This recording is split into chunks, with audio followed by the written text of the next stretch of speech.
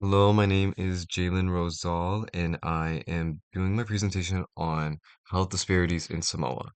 So, what are health disparities? Health disparities are the preventable adverse differences in health outcomes, disease burden, or healthcare access experienced by socially, economically, or environmentally disadvantaged groups. In this case, we explore how they affect Samoans.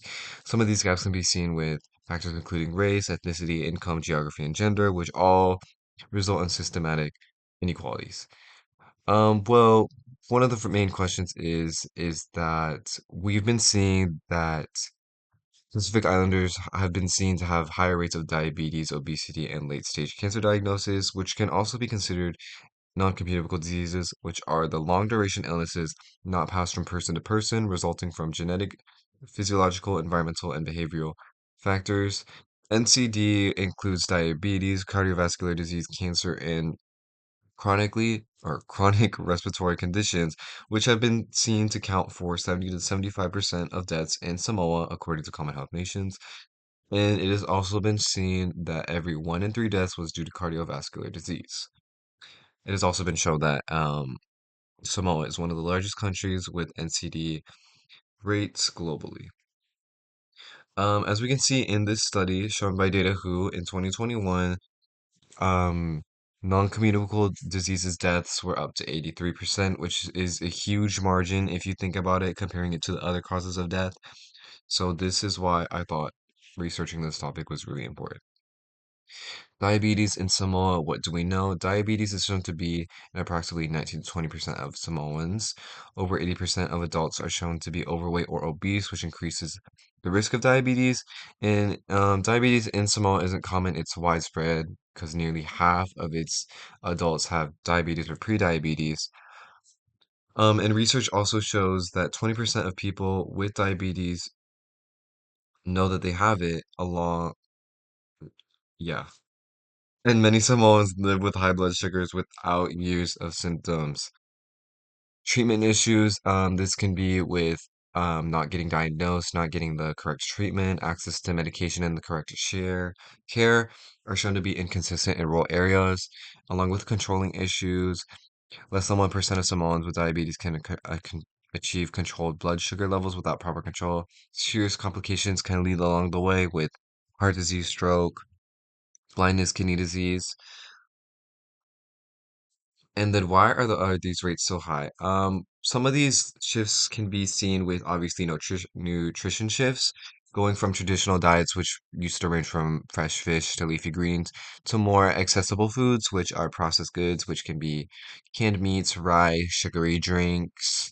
Also, along with cultural standards, as in Pacific Islander, some cultures, larger body sizes can relate to strength and beauty, also along with prosperity, and also with social gatherings, having larger shared meals with each other can be a way of love and connection. Another thing is healthcare barriers. One of the main issues to this day is access to proper healthcare, with many issues of limited screening programs, a shortage of specialists, rural areas having to travel out of their way, and inconsistencies in medication supplies. Same thing with this, it's also with cancer diagnosis. Um, with the survival rate, it is important to diagnose cancer as soon as possible, but notably, one of the main issues is with their screening rates, which provide access to diagnose and spot cancer, though these are really low due to the cost and limited health infrastructure and isolation. Because in Samoa, there are not that many radiologists and pathologists who are local, which means most of the time they're going to have to travel out of their way to even get tested or get screened to even make sure, but this comes at an economic disadvantage. Obviously, issues to proper health care is obviously with the limited specialty care, not enough funding for small islands, limited diagnostic care, and constantly having to travel outside to get this care, which doesn't seem economically, financially good for them in the spot that they're in.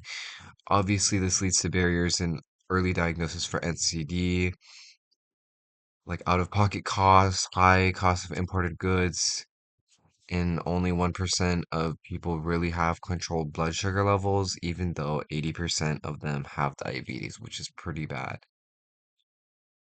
What is Samoa doing to improve its efforts? They are working with people such as Pen Fa'a Samoa, which is a program that addresses issues with NCD. They strengthen their effort by providing community-based screenings for diabetes, hypertension, and cardiovascular risk. They also are training more frontline nurses.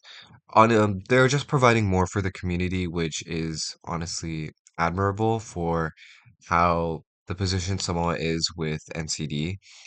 They are trying to also develop more areas, putting more specialists in more local areas and training more local healthcare workers so people don't have to travel as much outside. Also regional partnerships working outside.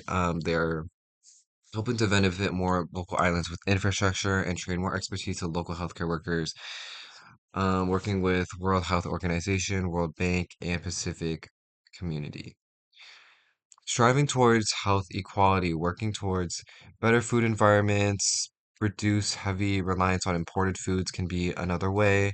Increasing early diabetes detection, which it seems like they are working towards more affordable healthcare, more screening, more institutions so people don't have to travel as far.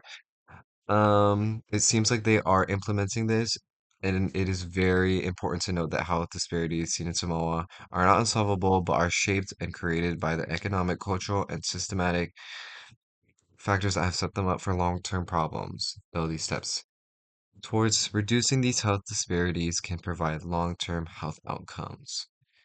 And this is why we're excited, and thank you.